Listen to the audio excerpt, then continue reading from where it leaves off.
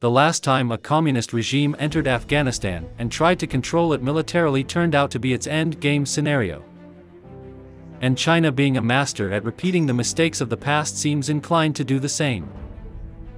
The Chinese Foreign Ministry announced on 26 July that China and Pakistan have decided to undertake joint efforts in Afghanistan to prevent the war-torn country from becoming a hotbed for terrorism and to drive out terrorist elements. The decision was reached during a meeting between Chinese Foreign Minister Wang Yi and his Pakistani colleague Shah Mahmood Qureshi on the 24th of July in Chengdu, China's southwestern city. China thinks that making a deal with the devil and taking the help of a failed state like Pakistan, it can control the region.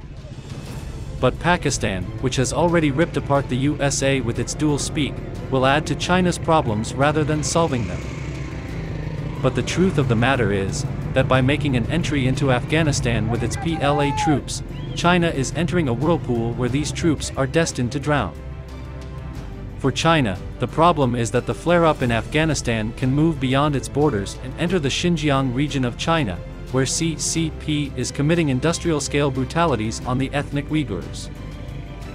China also wants to secure its CPEC project and is even trying to extend it into Afghanistan. All these objectives are making the communist autocracy enter the country what is very rightly referred to as the graveyard of great powers, and thus these objectives will only pull Beijing deeper into the abyss. It is no secret that China has amicable relations with both the civilian government of Afghanistan based out of Kabul, as well as the terror organization Taliban.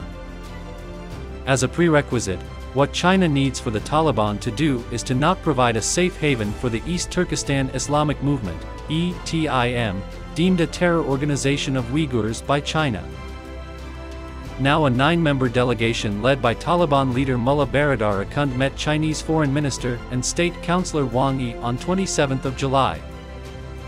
The Taliban leader assured Beijing that they will not allow Afghanistan to be used against the security of any country. By reassuring Beijing that it will not allow the Afghan territory to be used against any third country, the Taliban are trying to allay global fears that Pakistan-based terror groups and pan-Islamic groups like Al-Qaeda will not use the civilian strife in Afghanistan to establish terror training camps for targeting countries opposed to radical Islam.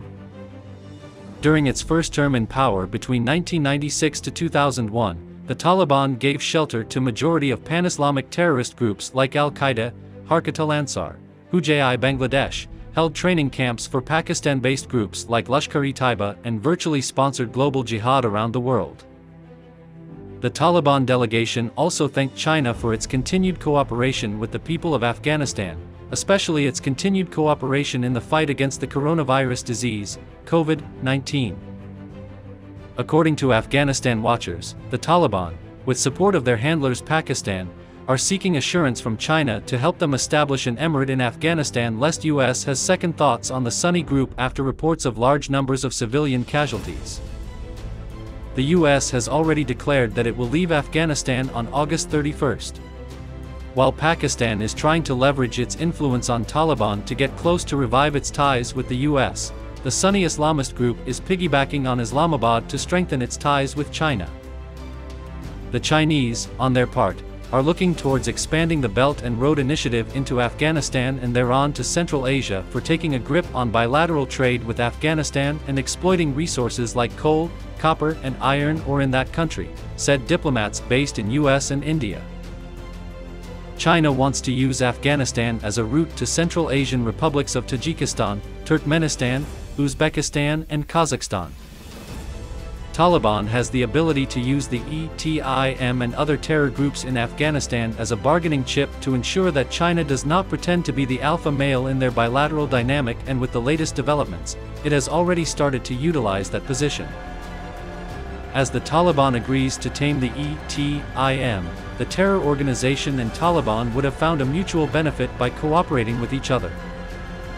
While China will help the Taliban build and reconstruct the war-torn country that Afghanistan has become, the Taliban will make sure that no extremist or militant groups threaten China's brutal hold over the Xinjiang province. Pakistan, meanwhile, will be happy since it would have formed an alliance of 3 countries to gain some bucks, as it is a reeling economy, and in the future it can hope to take on India. However, in all these deliberations, one must not forget that Afghanistan is a heterogeneous mix of multiple warlords and tribal groups which are at odds with the Taliban too. So, with the entry of PLA troops and the Chinese yuan in Afghanistan, Beijing will be swept in the whirlpool of the complex domestic situations and its resources will be galloped. The Taliban are attempting to allay global fears that Pakistan-based terror groups and pan-Islamic groups such as Al-Qaeda will not use civilian strife in Afghanistan to establish terror training camps for targeting countries opposed to radical Islam by assuring Beijing that Afghan territory will not be used against any third country.